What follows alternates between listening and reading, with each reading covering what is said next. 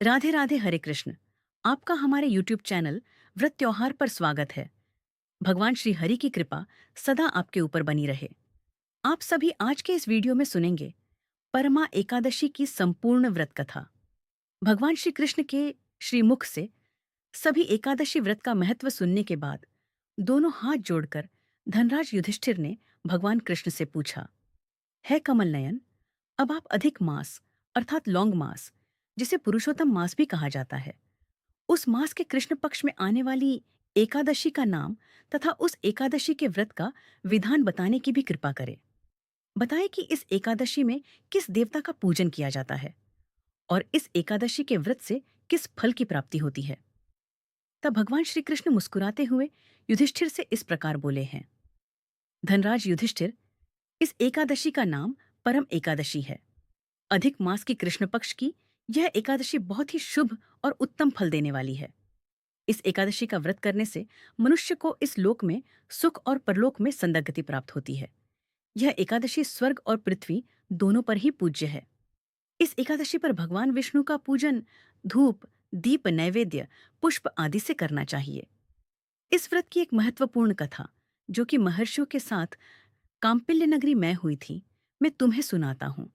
ध्यानपूर्वक सुनो। है युधिष्ठिर, अति प्राचीन काल की बात है। एक बहुत ही सुंदर कांपिल्य नाम का नगर था। उस नगर में बहुत ही धर्मात्मा और ईश्वर भक्त ब्राह्मण अपनी पत्नी के साथ रहता था। उस ब्राह्मण का नाम था सुमेधा। सुमेधा की पत्नी भी एक सेवाभावी और पतिव्रता स्त्री थी। सुमेधा की आर्थिक स्थिति अच्छी नहीं थी, परंतु फिर भी वो अपने घर आए किसी याचक को खाली हाथ नहीं जाने देता। वो अपने घर आए अतिथि का भी यथासंभव आदर सत्कार करता।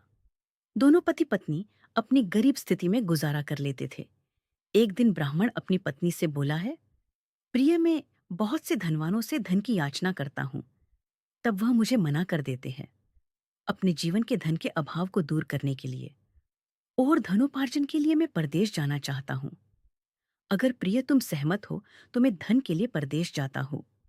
ब्राह्मण की पत्नी बहुत पतिव्रता थी।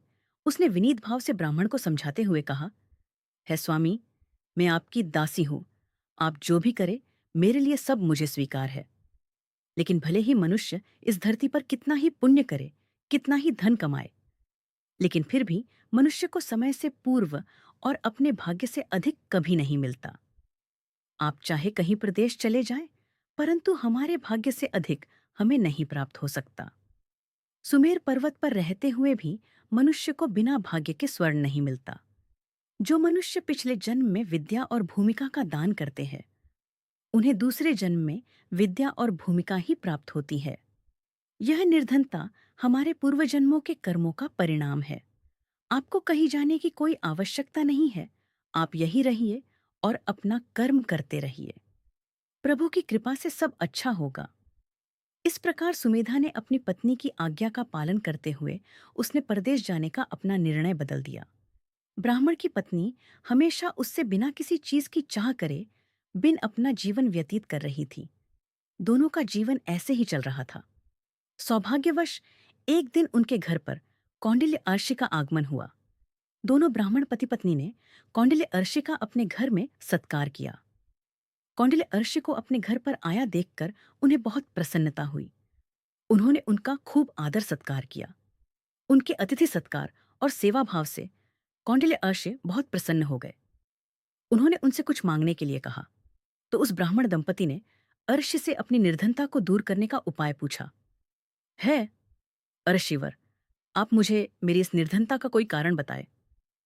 मैंने अपने पति को परदेश जाने से भी रोक और देखिए, आज हमारी किस्मत से आप हमारे घर पधारे। अब तो मुझे भी विश्वास हो गया है कि हमारी यह निर्धनता जल्द ही समाप्त हो जाएगी। है मुनिवर, आप मुझे बताएं कि मैं क्या करूं। आरष्य कहने लगे, ब्राह्मणी अधिक मास की कृष्ण पक्ष की परम एकादशी के व्रत से सभी पाप, दुख और गरीबी सब नष्ट हो जाते हैं। जो व्यक्ति यह व्रत करता है वह धनवान हो जाता है। इस व्रत में नृत्यायन आदि रात्रि जागरण करने चाहिए। भगवान शिव ने कुबेर जी को इसी व्रत के करने से धानाध्यक्ष बना दिया था। इसी व्रत के करने से राजा हरिश्चंद्र को संतान प्राप्ति और राज्य सत्ता प्राप्त हुई थी। कौंडिल्य ऋषि ने आगे ब्राह्मणी को परम एकादशी के व्रत का समस्त विधान सुनाया। ऋषि ने कहा है, ब्राह्मणी, इस व्रत में पंचरात्रि का भी विशेष महत्व है। पंचरात्रि व्रत के लिए एकादशी के दिन प्रातःकाल स्नान करके विधि पूर्वक पंचरात्रि व्रत का आरंभ करना चाहिए। जो व्यक्ति 5 दिन तक निर्जल व्रत करते हैं वह अपने माता पिता और अपनी पत्नी सहित स्वर्ग लोक में जाते हैं। जो व्यक्ति 5 दिन को शाम को भजन करते हैं वह स्वर्ग में जाते हैं। जो व्यक्ति सुबह जल्दी स्नान करके 5 दिनों तक किसी ब्राह्मण को भोजन कराते हैं तो वह पूरा जीवन किसी को भोजन कराने का फल प्राप्त करते हैं। अगर 5 दिन तक किसी को दान करते हैं तो उन्हें तीनों लोकों को दान करने का फल मिलता है ब्राह्मणी, यह ऐसा व्रत है जो व्यक्ति इस व्रत के 5 दिनों अगर घी का दान करे तो वह सूर्य लोक में जाते हैं। इस व्रत में जो व्यक्ति ब्रह्मचर्य का पालन करते हैं वह स्वर्ग लोक में जाते हैं। इसलिए है ब्राह्मणी, तुम अपने पति के साथ इस व्रत को करो। महर्षि के कहे अनुसार दोनों पति पत्नी ने परम एकादशी का व्रत किया, पूरी श्रद्धा और भक्ति से।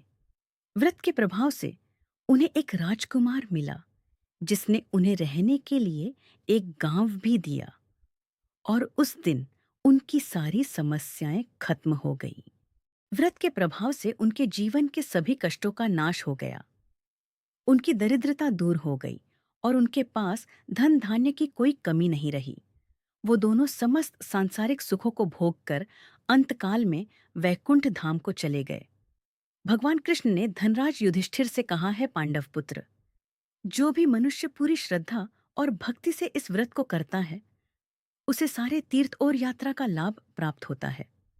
इस व्रत के करने से हर एक मनुष्य स्वर्ग लोक में जा सकता है पांडव पुत्र, अगर तुम भी यह व्रत करो तो तुम्हें भी इंद्र के समान तीनों लोकों का सुख प्राप्त होगा। यह अधिक मास बहुत उत्तम माना जाता है। इस मास के पंचरात्रि व्रत से सारी मनोकामनाएं पूर्ण हो जाती हैं। जो मनुष्य एकादशी का व्रत नहीं करते हैं उन्हें आत्महत्या करने के बराबर पाप लगता है।